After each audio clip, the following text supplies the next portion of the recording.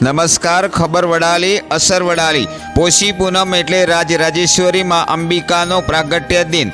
13 જાન્યુઆરી સોમવારના દિવસે અંબિકા માતાજીનો પ્રાગટ્ય દિન હોય તે દિવસ માટે અંબિકા ખેડબ્રહ્મા મંદિર માતાજી ટ્રસ્ટ દ્વારા તૈયારીઓ શરૂ કરાઈ છે. માના સેવક ભાઈઓ દ્વારા આજરોજ માનો રથ નગરની પરિક્રમાએ નીકળ્યો હતો અને લોકોમાં ઉત્સાહ અને ઉમંગ જોવા મળ્યો હતો. અને પૂનમના દિવસે વહેલી સવારે 6:30 કલાકે માતાજીની આરતી થશે. સાથે સાથે માતાજીનો અન્નકૂટ પણ ધરાવાશે. આ અન્નકૂટના દર્શને સવારે 6:30 વાગ્યાથી 12:30 વાગ્યા સુધી કરી શકાશે. એ ઉપરાંત માતાજી મંદિરે લાઇટ અને રંગબેરંગી ફૂલોથી શણગારવામાં આવી છે.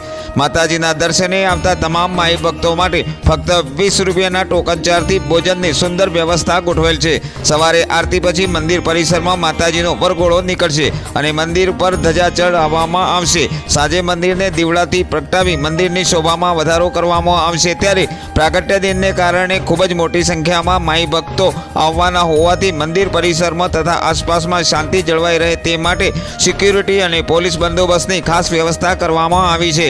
સાંજની આરતી 7 વાગે થશે તથા આ દિવસે સમગ્ર ખેડબ્રહ્મા શહેર દરેક ઘરની આગળ એક દીપ પ્રગટાવી આદ્યશક્તિ રાજરાજેશ્વરીમાં અંબિકાના ચરણોમાં અર્પણ કરાય તેવી ગયા વર્ષની જેમ અપીલ કરવામાં આવી છે તેવું શ્રી અંબિકા માતાજી મેનેજર દિલીપસિંહે જણાવ્યું હતું. રિપોર્ટર ચંદ્રશેખર ભાવસાર, ખબર વડાલી, ખેડબ્રહ્મા.